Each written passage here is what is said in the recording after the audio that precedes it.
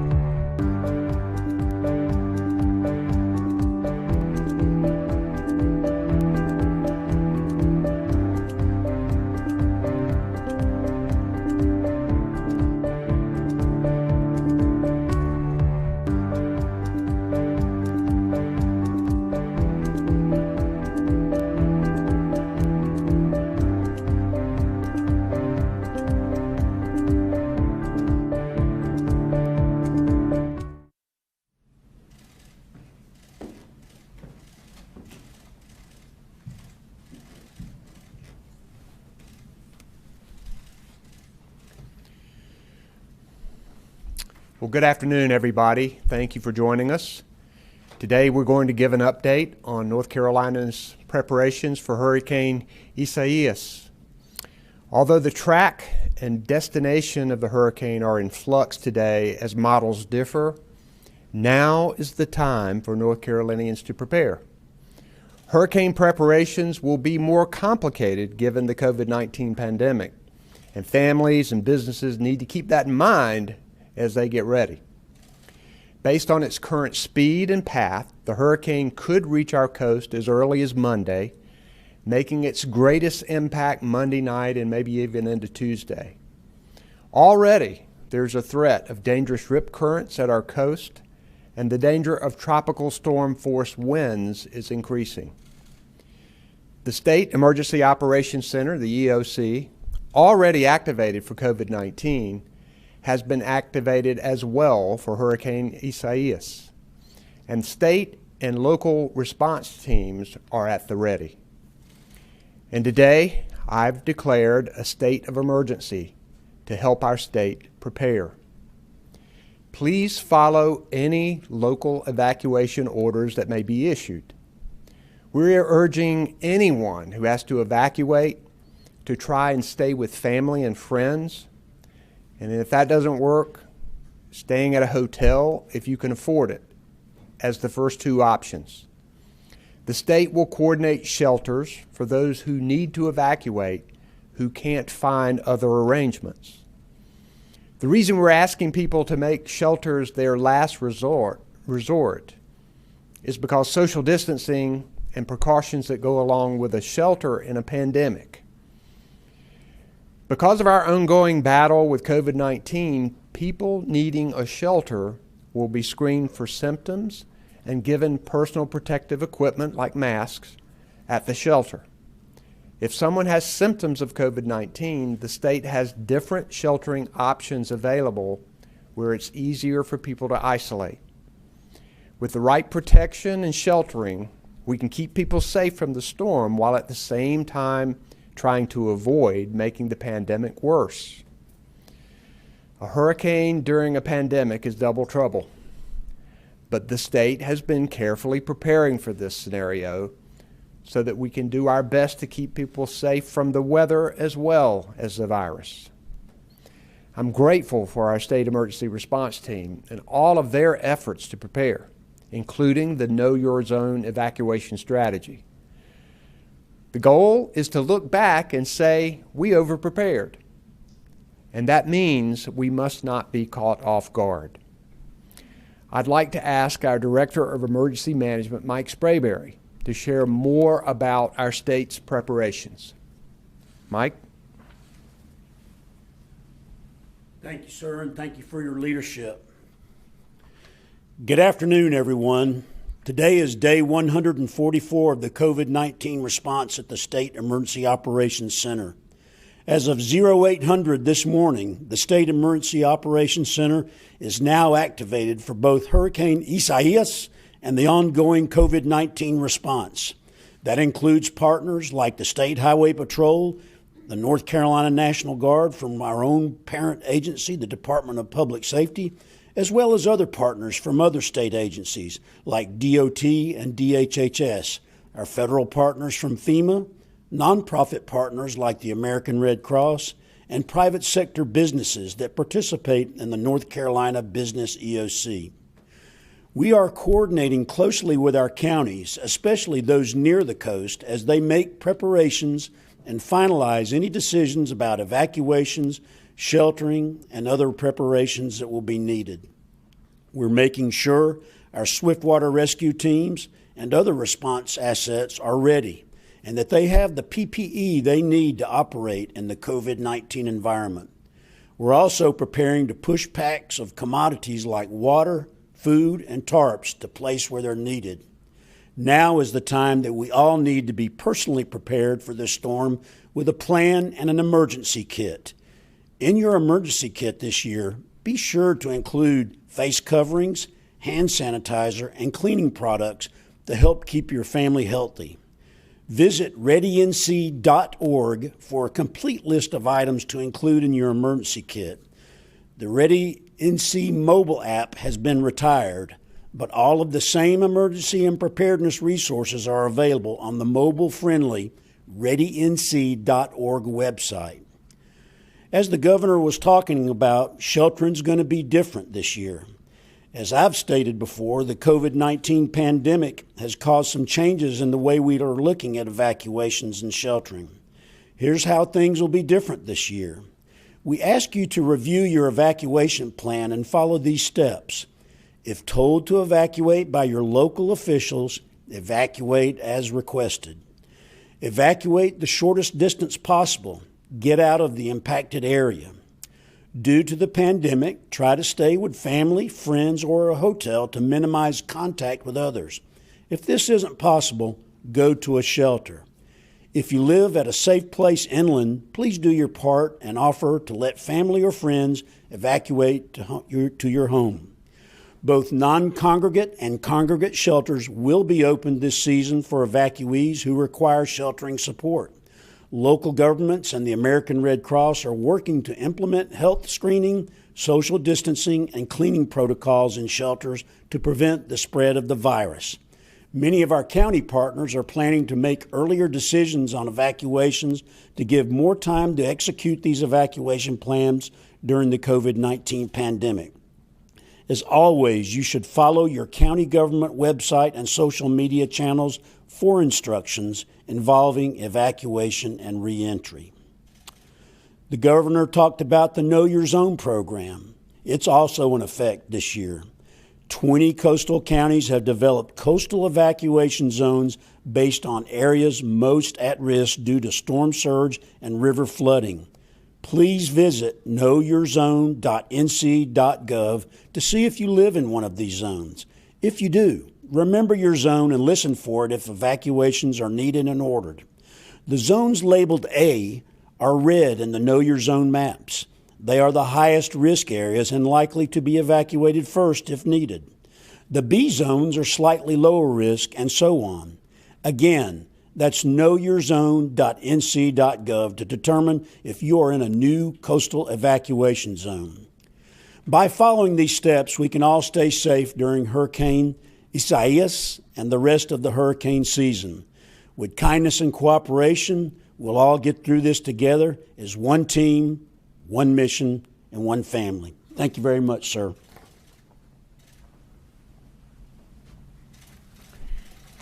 Thank you, Mike. The last few months have not been easy, but I appreciate all of your team's efforts to make sure North Carolina is ready for anything that comes our way. I'd also like to recognize Colonel Glenn McNeil, the commander of the North Carolina State Highway Patrol. Colonel McNeil.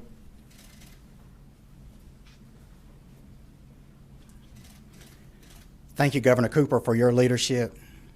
Thank you to the Department of Public Safety Secretary Eric Hooks, as the State Highway Patrol joins our DPS partners in formulating a response plan to this storm to assist residents and visitors alike. A message to all who are currently along our coastline: please keep informed of storm-related information at readync.org and plan ahead by learning your evacuation routes at drivenc.gov. As always, turn to the multitude of valuable resources available online, such as the Department of Public Safety's website, the Know Your Zone information, and please keep our emergency phone lines open for true emergencies. We stand ready to surge into impacted areas at a moment's notice. Thank you, Governor.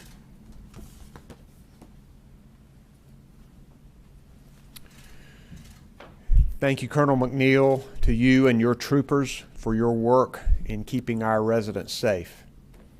We will hope for the best, but prepare for the worst with Hurricane Isaias. As this storm draws near, please stay tuned to your local forecast and any updates from local emergency managers. We'll continue to update as needed from Raleigh. Also with us today is our Secretary of Transportation, Eric Boyette, Major General Todd Hunt, the Adjutant General of the North Carolina National Guard, and Cody Kensley, one of our Deputy Secretaries at the Department of Health and Human Services. Lee Williamson and Karen Magoon are our sign language interpreters. And behind the scenes, Jackie and Jasmine Mativier are our Spanish language interpreters. We'll now take questions from the media, and if you can identify yourself and your organization, we would appreciate it. And we'll take our first question. Our first question will be from Michael Hyland with CBS 17. Hi, Governor. This is Michael Hyland from CBS 17. I want to see if you all could elaborate. You mentioned that there will be a different sheltering option for people who have COVID-19 symptoms. Can you go into more detail about what exactly that means and what will they have access to? We're encouraging people to make plans to try and stay with family and friends. That's the first option. And if you can afford a hotel that's out of your evacuation zone, we urge that second. And the last option would be going to a shelter, and we're going to have those ready. One of the precautions that are being taken is that people are screened at a reception center, a screening center, where temperature will be taken. And if they have symptoms, then they're going to be sent somewhere to be isolated depending on their condition. It could be a hotel, it could be a medical facility. I'll let Director Sprayberry add to that. He says that's got it, okay? So next question. Our next question is from Lynn Bonner with the News and Observer. Hi, Governor. This is Lynn Bonner from the News and Observer. I've got a multi-part question. Are COVID testing efforts being suspended in areas where there are hurricane watches and warnings? And the other question is, we've seen places where families have gotten together, and that's been a situation where people are infected. So I'm wondering if there are any recommendations for people when they evacuate for self-imposed quarantine when they get to a family or friend, and what they might do when they return home. So we know that we have a lot of testing areas that are up and operating, and they'll be guided by the weather, but I'm going to have Deputy Secretary Cody Kensley of the Department of Health and Human Services to address that question. Cody? Thank you, Governor, and that's absolutely correct. We will be monitoring the weather actively, working with our partners here in emergency management, and for testing sites that we have planned on the eastern part of the state, we'll work to move those and modify their operations or reschedule them as necessary to make sure that we can watch out for the weather and keep people safe. As to the second part of the question about family members that may be staying with other family members, we'd encourage folks to go to our website to see the guidance that we have for normal experiences where you may be exposed potentially. We won't necessarily be changing that feedback as far as what people should be doing to be separated from their family after the fact, as far as quarantining and isolating. Thank you. Next question, please. Our next question is from Jonah Kaplan with ABC 11.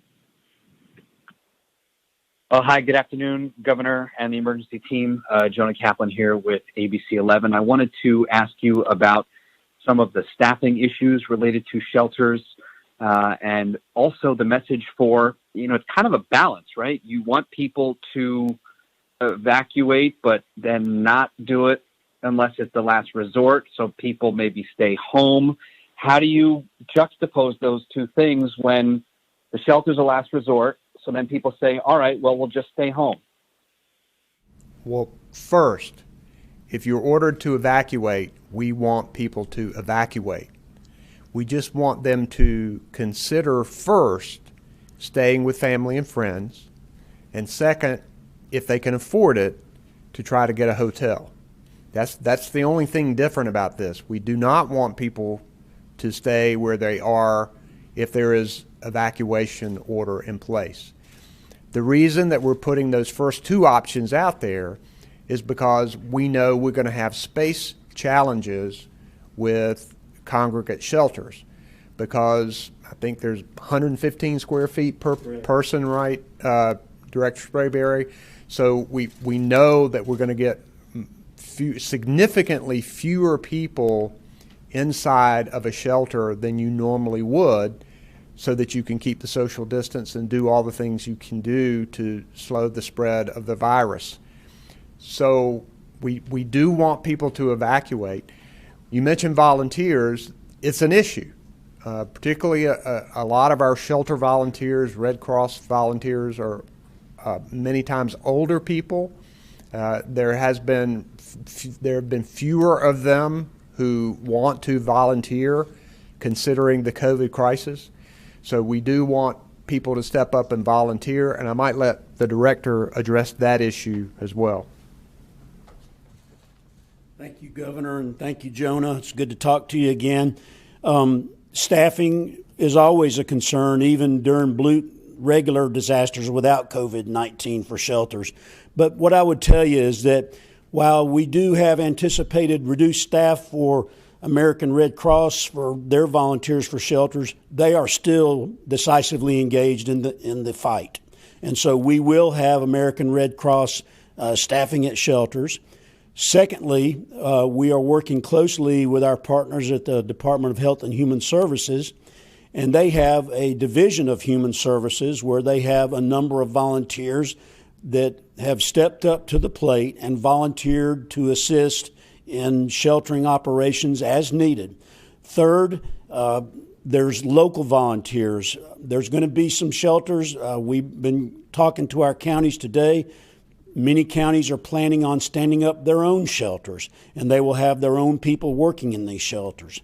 And then fourth, we have contractors that we can pull in if we need to help us execute sheltering operations.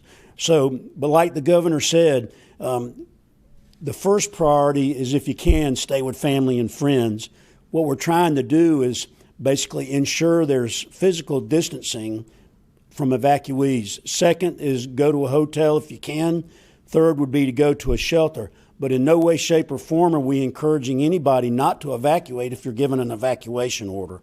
And so we will have sheltering available, and there will be staffing. Thank you, sir. Thank you. Next question, please. We have a follow-up. Jonah Kaplan, ABC 11. Thanks again, and thanks, of course, to the emergency management team, almost 150 days now. The follow-up question is, when you think also about preparing for the hurricane, maybe this hopefully won't be as bad, but it could be a dress rehearsal for things to come. Normally, we rely also on out-of-state help, especially doctors, nurses, swift water rescue teams. How is the pandemic affecting this? Even within North Carolina, we probably can't get nurses and doctors from Western North Carolina or Charlotte if they're preoccupied with COVID patients. So how are you adjusting to that new reality? We have excellent relationships with other states and other emergency management teams, and I would think that we would still want to respond to another state that has a problem with a natural disaster with our swiftwater rescue teams and our equipment, and I think that there will still be other states that would want to help us. The medical issues, however, are trickier, because these states right now are all dealing with COVID-19 issues. So I think that there will be some challenges there. I know Mike has been talking to a lot of people, so you might want to address this. You're correct, Jonah. It is a challenge to get additional medical resources into the state during a time of COVID-19 pandemic. And so what we do routinely is discuss this at the national level with our Emergency Management Association. I know that the Department of Health and Human Services, it's on their radar as well. And so while North Carolina is a resource-rich state when it comes to not just search and rescue resources, but I would also say medical resources, we know that during Hurricane Florence, we did request a large number of additional nurses and some ambulance strike teams. We know that from FEMA, we can get some ambulance strike teams in here even now. The problem would be is if it was a widespread natural disaster that hit many states. So, you know, it kind of depends on the situation. So we try to run through different scenarios to make sure that we're ready for all different types of scenarios. But I feel I'm not worried. I would say I am concerned about the number of assets that we could get in here that are medical in nature. Typically, most of the assets that we received, we didn't really get any doctors. We did get some nurses to work in shelters. But I think that probably we could hold our own pretty well if we had to. Thank you. Next question, please. Our next question is from Gary Robertson with the Associated Press. Hey, Governor, it's Gary with AP. I wanted to clarify the state of emergency you discussed. Is it accurate to say that you signed a state of emergency declaration today? If so, what is the geographic scope? And why does that matter given that we have had a state of emergency for 140 some odd days due to COVID? Thank you. It's a statewide state of emergency that I have declared today, and the main purpose of it is to get rid of restrictions and limits on highway travel in order to be able to allow utilities to bring in trucks. They're expecting power outages in this, and so we want to make sure also that we can transport needed supplies. So state of emergency also allows local governments to get ready and allows for some federal triggers. So it's a different kind of state of emergency, but yes, we are still under the state of emergency for COVID-19. Next question, please. Our next question is from Sam Walker with Outer Banks Today. Good afternoon, Governor, and the panel. Governor Cooper, how concerned are you with the record numbers of visitors we're having, especially on the Outer Banks, but across North Carolina's coast, with regards to evacuation orders and what that could mean as far as people having somewhere to go and people trying to go that may not even be familiar with North Carolina or making a first visit? And for Secretary Boyette, issues in Ocracoke regarding the mainland routes. You've got two issues going on with the dredging that's needed for Bigfoot Slough, which feeds Silver Lake, and the big ferries, the Sound Class ferries can't use that route right now, the bigger ones. And the Coast Guard, we did get a report that the Coast Guard was considering a vessel inspection tomorrow ahead of Isaias. Can you address those concerns as far as getting the evacuation going and proceeding in Ocracoke? Thanks. Thank you for that question. We're going to make sure that we get visitors out of the Outer Banks if there is a state of emergency declared. We would hope that they would go home and leave early enough in order to get home so that they would not take up any sheltering space there. And we're letting the locals make decisions about evacuations. Obviously, our emergency management people will be contributing to that decision-making process, but I believe that there already is at least one local order right now that is beginning the process out at Ocracoke. But Secretary Boyette, I'll let you come forward and answer the Department of Transportation issue.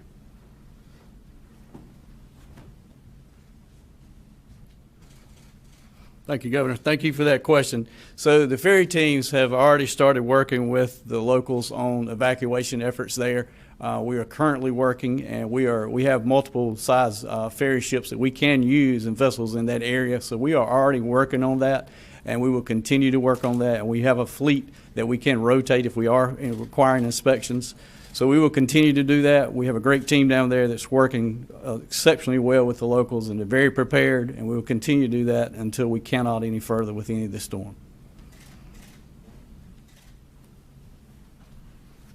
Thank you. Next question. Our next question is from Alma McCarty with WFMY. Hi there, Governor. This is Alma McCarty with WFMY News 2 in Greensboro. This is a question for either you or Director Sprayberry, but I did want to see, as far as shelters, where are they activated so far, and when will more be activated? Plus, how are people who need the shelters, who don't have any other option, how can they find out where to go based on where they live? Sprayberry. Thank you, ma'am, for that question. Currently, there's no shelters activated. The way that it works is we coordinate with the local county through our branch offices. They will submit a request for sheltering support. Once they coordinate where the shelter is going to be located, we'll let that county know, and they will send their residents to that specific shelter. Thank you, ma'am.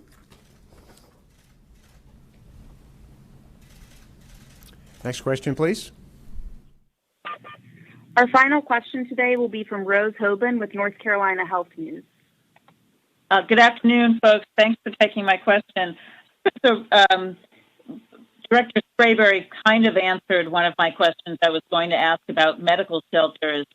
The other question I had was about, are you giving any particular instructions to hospitals, healthcare providers, considering the fact that they might be dealing with now two types of emergencies simultaneously? Yes, we have two places where we can set up medical shelters if we need that. And Director Sprayberry will be working with state and local officials in order to make those decisions if we do need it. And clearly our hospitals, and particularly in eastern North Carolina, understand the problems that can come with a hurricane and the medical attention that's needed. And I think that they are ready. Yes, they are dealing with this COVID-19 crisis, and I'm so grateful every single day for our frontline healthcare professionals who are out there taking risks. But I think they will be ready for this too, and we want to make sure that we're there to provide assistance to them. Follow up, I understand, Rose? I'm just wondering where the medical shelters you said that could potentially be set up, where are those going to be? I'll let Mike.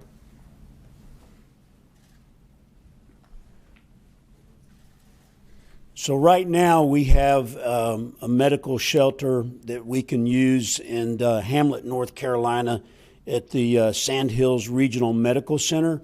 We basically got that medical center and stood it up in case we needed it for medical surge during COVID-19.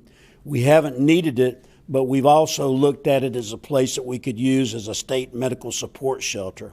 We have another location that we're looking at today and we hope to be able to announce that in the next couple of days if we need it. And that shelter would be set up by Sunday afternoon, but we're not prepared to announce the location at this time.